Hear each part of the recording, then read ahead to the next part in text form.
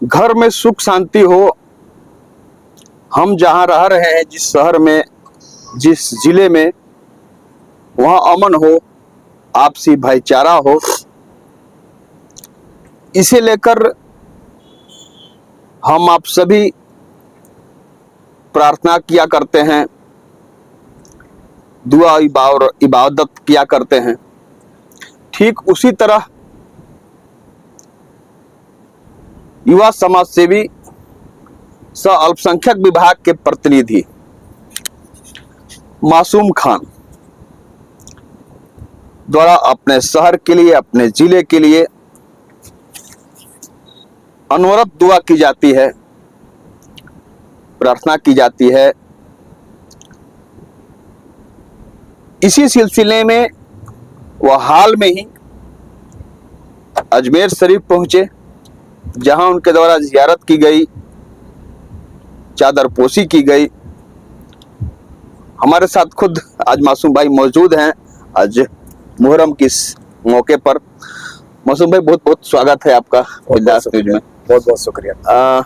हमने कहा कि हम आप हो या कोई हो, अपने घर में सुख शांति हो, शहर में जहाँ रह रहे हैं हम, जिस जिले में हैं हम, वहाँ पर अमन रहे, आपसी भाईचारा रहे। और खास करके झारखंड का गढ़वा वो जिला है जहाँ पर लोग आपसी भाईचारे के साथ, आपसी मिल्लत के साथ रहा करते हैं। कोई पर्व त्योहार हो, चाहे हम हिंदुओं का रामनवमी हो, दुर्गा पूजा हो, आप लोग उसमें बढ़ चढ़ के हिस्सा लेते हैं।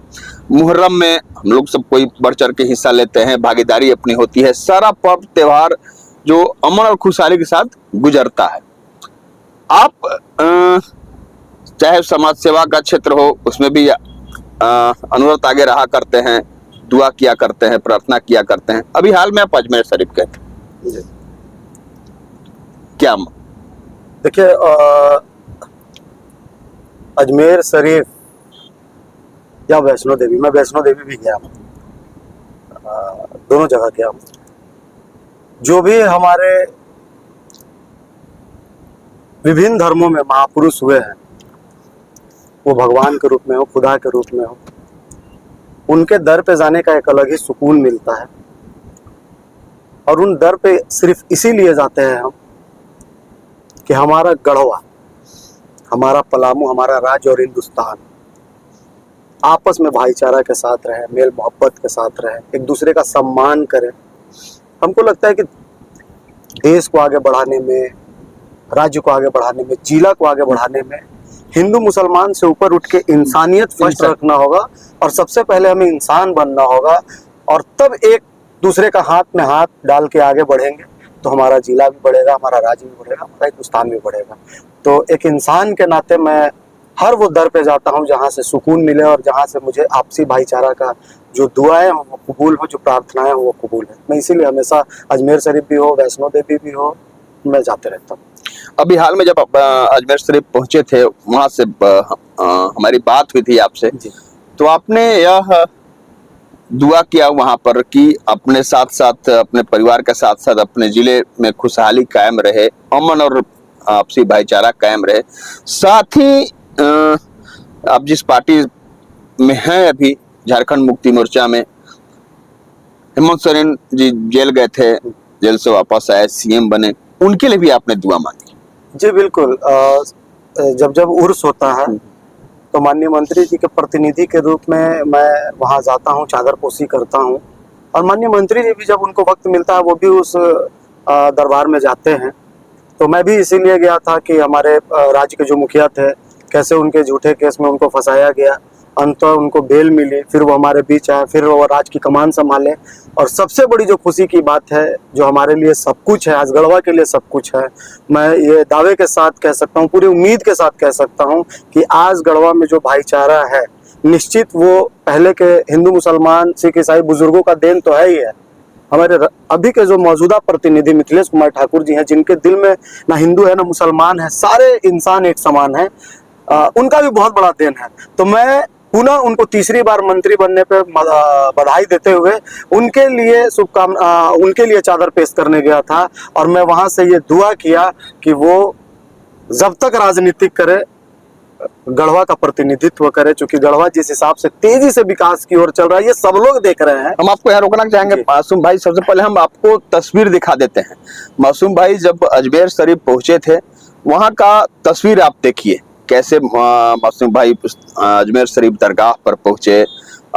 माथे पर जिस तरह चादर लेकर जाया जाता है, सबकी इच्छा होती है कि एक बार वो अजमेर शरीफ जाएं। हमारी भी इच्छा है कि वहां पर अमन और शांति के लिए दुआ मांगे। तो अब आप देख रहे हैं तस्वीरों में कि मासूम भाई और उनके साथ जो लोग गए थे, सभी के द्वारा वहां पर चादर लेकर जाया जा रहा है, जिस चादर की चादर पोशी वहां पर की गई। मासूम भाई, आपसे हम जानना चाहेंगे, आप शुरुआत से मंत्री जी के साथ जुड़े हुए हैं, पहले का गढ़वा जी और अब के गढ़वा में क्या अंतर पार है? बहुत अंतर है। ये अगर मैं बोलूंगा तो मुझे लगता है बेईमानी होगा कि मैं अपने पार्टी के तरफ से और अपने मंत्री जी का बड़ाई कर रहा हूँ। मुझे ऐसा लगता है कि बहुत सारे ऐसे गढ़वा में लोग हैं जिनके रिश्तेदार बाहर रहते थे, वो आते हैं तो बोलते हैं कि वाह गढ़वा, अब लग रहा है कि वाकई में गढ़वा। देखिए 4 साल में 2 साल कोरोना को हटा दिया जाए, हम बार बार कोरोना का जिक्र इसलिए करते हैं कि अगर शायद वो 2 साल और मिल जाता तो गढ़वा और बदला हुआ नजर आता। वो 2 साल हटा दिया जाए तो 2.5 साल में जो काम हुआ है वो एक रूपरेखा तो जरूर तय कर दिया है कि अब जनता का वोट बुड़बक बना के नहीं लिया जाएगा, बल्कि आपको काम करना पड़ेगा। और वो इच्छा शक्ति माननीय मंत्री जी ने दिखाया। इसीलिए हमको लगता है कि गढ़वा का हर वर्ग का लोग, हर समुदाय का लोग माननीय मंत्री जी के लिए विशेष रूप से दुआएं और प्रार्थना करते हैं और अपना प्यार झलकाते हैं कि नहीं, ऐसा प्रतिनिधि मुझे चाहिए। लाइट की स्थिति देखिए, रोड की स्थिति देखिए, आप पानी की स्थिति देखिए, आप और शहरी क्षेत्र का जो सुंदरीकरण का होता है वो स्थिति देखिए। आज मैं ये भी दावे के साथ कह सकता हूँ कि हिंदू हो या मुसलमान हो, अगर त्योहारों की भव्यता बढ़ी है तो उसमें माननीय मंत्री जी का विशेष रूप से सहयोग रहता है। ये भी आप देख सकते हैं। तो कहीं ना कहीं हर क्षेत्र में माननीय मंत्री जी पूरे विधानसभा में अपना सहयोग और अपना प्यार जो पहुंचाते हैं, वही चीज है कि दिल में उनके लिए एक अलग प्यार है और वो हमेशा रहेगा। वो मतलब भावनात्मक है, वो मैं बयान नहीं कर सकता हूँ, क्योंकि 2010 से मैं जुड़ा हूँ उनके साथ। और आज मंत्री बनने के बाद भी वो इंसान में जर्रा बराबर भी मतलब घमंड नहीं है, बदलाव नहीं है। मुझे लगता है कि पूरे झारखंड में इकलौते ऐसे मंत्री हैं कि कोई भी आदमी आसानी से मिल सकता है और अपना काम उनसे करा सकता है। आप देखते होंगे मासूम भाई, राजनीति में जो कोई जनप्रतिनिधि निर्वाचित होता है, वो यह सोच के चलता है कि हमको 5 साल मिल गया। लेकिन यह कसक की बात है कि मिथिलेश ठाकुर जी को वक्त मिला मात्र 2.5 साल। कोरोना काल का वक्त था और कितनी बड़ी विषम हालात कही जाएगी कि खुद कोरोना से पीड़ित हुए, उसके बाद उससे उबर कर निकले तो एक नए तेवर, नए कलेवर के साथ बाहर निकले और उसी तेवर के साथ जिस गढ़वा को बदलने का उन्होंने संकल्प लिया था। क्योंकि हम लोग भी जब कार्यक्रम मौजूद रहते हैं, आप भी रहते हैं, तो एक बार बात को गौर करते होंगे, जब भी वह संबोधन किया करते हैं किसी कार्यक्रम में, तो एक बात कहते हैं कि मैं चुनावी वायदे को पूरा नहीं कर रहा हूं, मैं अब जो संकल्प किया था गांव में, जब मैं घूमा था, जब मैं संघर्ष कर रहा था, वो वहां मैंने संकल्प किया था कि मैं इस हालात को बदलूंगा, वो संकल्प को पूरा कर रहा है। जी बिल्कुल, देखिए उनमें कोई लालसा नहीं है। हम लोग देखे हुए हैं कि मंत्री बनने से पहले भी वो ऐसे ही ठाट बाट के साथ रहते थे, तो यकीनन मैं बहुत करीब से जानता हूं उनको। उनके लिए राजनीतिक पेशा नहीं है, वो एकदम संवैधानिक पद पे बैठ के और निचले तबके के जो गरीब से गरीब लोग हैं उनका सेवा भावना है। और ये बात उन्हीं में नहीं है, मैं उनके पूरे परिवार को जानता हूँ।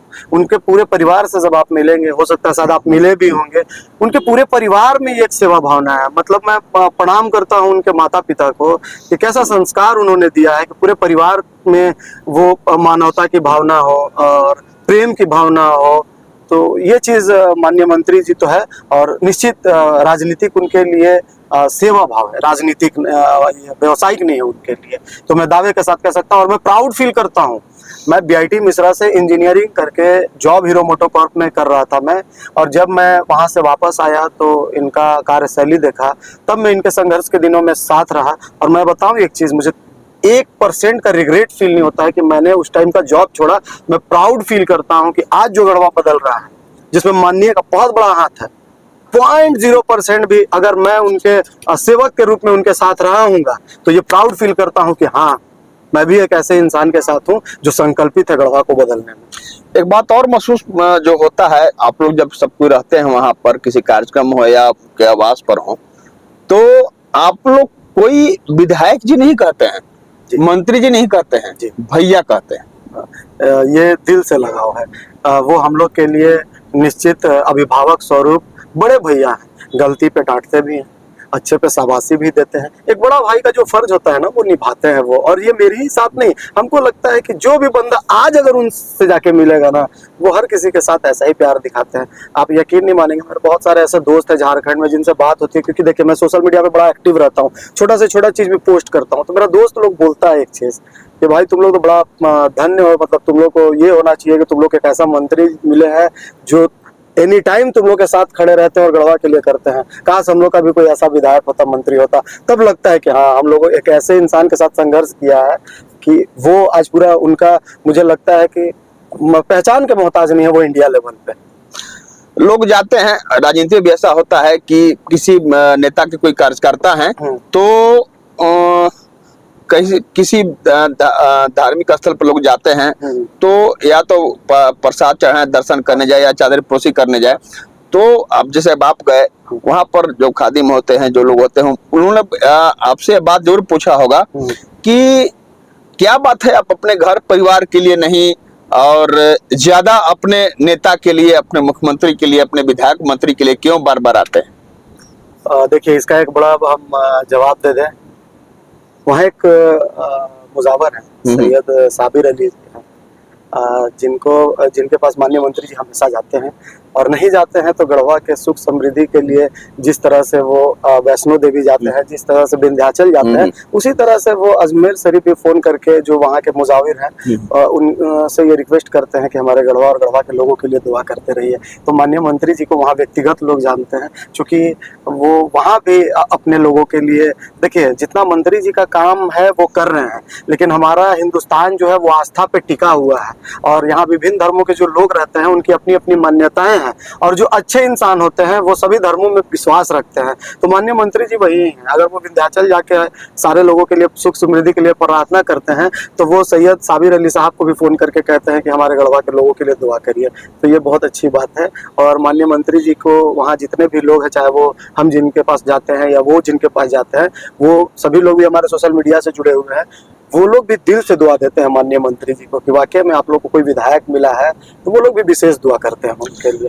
केवल सड़क, पानी, आवास, बिजली, स्वास्थ्य, यही नहीं, धार्मिक दृष्टिकोण से भी, धार्मिक स्थल का भी विकास हो, यह भी सोच कितना उनके दिलों में घर किए हुए है, यह तब देखने को मिलता है।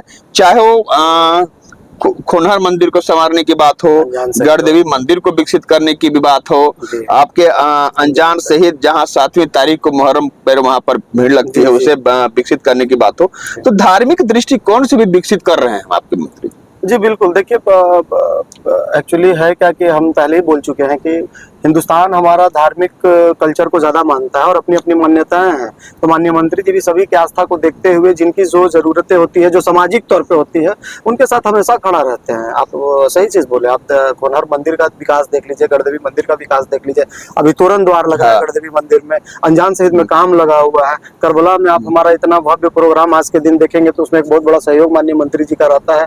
तो निश्चित हर धर्म के साथ और हर इंसान के साथ माननीय मंत्री जी अच्छे कामों में हमेशा खड़ा रहते हैं। ये उनका प्यार है, ये उनका प्यार है, और यही प्यार शायद लगता है कि हर इंसान को जोड़े रखा है उनके साथ।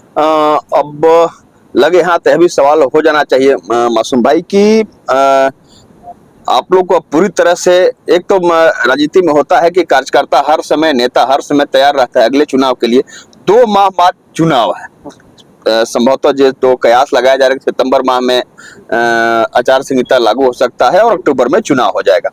तो कितना तैयार हैं आप लोग? कैसे आम ग्राम जनता के बीच जाएंगे और वहां पर यह कैसे बताएंगे कि हाँ, हमारे विधायक मंत्री द्वारा जो संकल्प किया गया था उस संकल्प को किस तरह पूरा किया गया? देखिए, ये तो जनता भी देख रही है कि क्या काम हुआ है। हम लोग को लगता है कि हम लोग को बहुत ज्यादा मतलब ये बताने की जरूरत नहीं है, क्योंकि पूरे विधानसभा का एक एक टोला में काम हुआ है, जो जरूरतें थी। माननीय मंत्री जी ने जो सामाजिक दृष्टिकोण से बैठाकर उनसे राय लिया कि आपके क्षेत्र में क्या जरूरत है और उन जरूरतों को पूरा किया, तो टोला टोला तक हमारे माननीय मंत्री जी पहुंचे हैं। और एक बात बता दे रहे हैं, माननीय मंत्री जी का लड़ाई किसी से है ही नहीं, किसी से नहीं है। माननीय मंत्री जी मतलब पिछले बार भी जीते थे, यहाँ भी जीत रहे हैं और आगे भी जीतेंगे, क्योंकि ये जो विकास हुई है ना, ये एक लंबी रेखा खींचा हुआ है और दूर दूर तक विपक्ष इसमें कहीं नहीं टकराएंगे। कहाँ झूठ बोलेंगे, सच के हमने झूठ नहीं। और गढ़वा विधानसभा की जो जनता है, मैं प्रणाम करता हूँ आपको, आदाब करता हूँ। आप बहुत समझदार हैं, आप देख रहे हैं अब ठगने वाला मौसम चला गया और ठगने वाले को लोग सबक भी सिखाएंगे और सिखा भी रहे हैं। अब बात होगी सच की, बात होगी हक की, और जिन्होंने किया है उनका हक बनता है। और गढ़वा के लोग इंतजार में हैं कि कब वो 2 महीना चुनाव का बिगुल बचेगा कि हम अपना आशीर्वाद, अपना प्यार माननीय मंत्री जी को देंगे। ये सब बात हो गई। मासूम भाई, आज मुहर्रम है, तो आप लोग लगातार माह से तैयारी में जुटे रहते हैं। सारी तैयारी हम देख भी रहे हैं। हम लोग मैं करबला के मैदान में है, अभी पहुंचे हैं बात करते हुए आपसे। तो आज के दिन लोगों को संदेश दे दें कि जिस तरह गुजरे सालों में मुहर्रम पूरे पुरसुकून के साथ गुजरता रहा है, आज भी इसे पूरे अमन के साथ, पूरे भाईचारे के साथ संपन्न करें। बिल्कुल। देखिए, आपको सबसे पहले मैं बहुत बहुत दिल के अथाई गहराई से बहुत बहुत शुक्रिया अदा करता हूँ। और आज के दिन मैं अपने खुदा से ये रब से दुआ करता हूँ कि हमारे आशुतोष भैया और जो भी हमारे न्यूज़ चैनल हैं, इनको अल्लाह खूब कामयाबी अता करे, क्योंकि आप इस देश के चौथे स्तंभ है जो सच्चाई से वाकिफ कराते हैं, सच्चाई को दिखाते हैं। तो मैं आपके माध्यम से बस एक चीज़ अपने समाज के लोगों के साथ कहना चाहता हूँ कि देखिए, हर त्यौहार का अपना एक कोई मकसद होता है। अगर हिंदुस्तान में हर तरह के त्यौहार हैं तो सिर्फ ये आप ढोल ताशे और बाजे में नहीं गुजारे, हर किस्म का मतलब हर चीज़ का एक पैगाम है। मुहर्रम के मौके पर मैं एक ही पैगाम देना चाहता हूँ कि हज़रत इमाम हसन हुसैन जो शहादत हुए हैं, जो इस्लाम को बचाया है उन्होंने, वो किस लिए बचाया था? इसलिए नहीं बचाया था कि आप 1.5 लाख का डीजे करें और रोड पे निकालें और दूसरे को परेशान करें। इसलिए भी नहीं निकाला था कि आप 4-4 घंटे रोड पे जुलूस निकालें और दूसरे को परेशान करें। नहीं, चाहे वो इस्लाम धर्म हो, चाहे वो हिंदू धर्म हो, कोई भी धर्म हो, सभी धर्मों में एक ही बात सिखाया गया है, मानवता और मानवता को पहले रखने का। तो मैं अपने लोगों से गुजारिश करता हूँ कि आज के दिन खूब से खूब ज्यादा लोगों को पानी पिलाएं, खाना खिलाएं, शरबत पिलाएं और नमाज पढ़ें और भाईचारा कायम करें। बस यही चीज है। और दूसरा चीज है कि मुहर्रम को बहुत ज्यादा मेले में तब्दील ना करें। आज के दिन मेला नहीं लगा था करबला के मैदान में 1400 साल पहले शहादत हुई थी, शहादत हुआ था। बिल्कुल, कैसे आका अलैहिस्सलाम के घराने के 23 लोग एक दिन में जो शहीद हुए थे, और उस दिन ये इतना बड़ा मेला नहीं लगा था। तो इसलिए मेला से बचे और जो हकीकत है, जो एक्चुअल चीज है, उस पर फोकस करें। हम लोग करबला आ गए हैं, हम लोग एक्चुअल करबला इराक में है, लेकिन उसका एक नक्श है जो इबादत के तौर पे लोग आते हैं और फातिहा पढ़ते हैं और उनको नजर करते हैं। तो आज बस लोग आए, फातिहा पढ़ें और उनके लिए दुआएं करें। बहुत बहुत धन्यवाद मासूम भाई।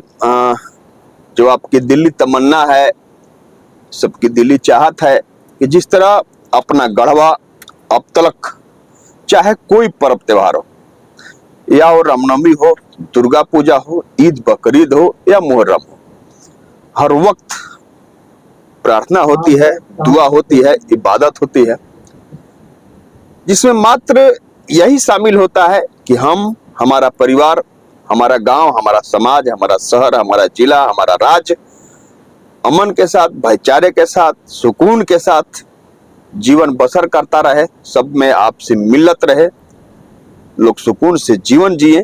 यही सबकी चाहत होती है, यही तमन्ना होती है, यही मन्नत होती है।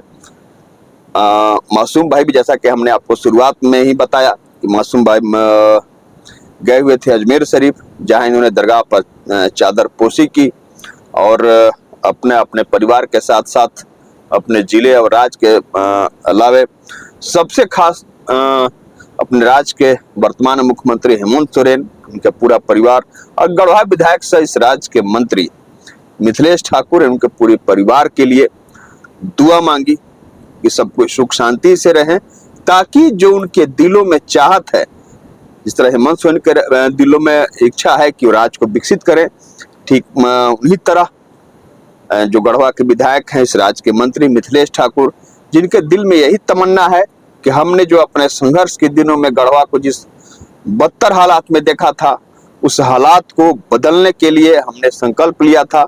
और जिस तरह वो हर बार कहा करते हैं, चाहे वह व्यक्तिगत रूप से कहीं रहें या सार्वजनिक कार्यक्रम में शिरकत करें, वहां बोला करते हैं कि हम चुनावी वायदे को नहीं बल्कि हमने जो संकल्प किया था उसे पूरा कर रहे हैं।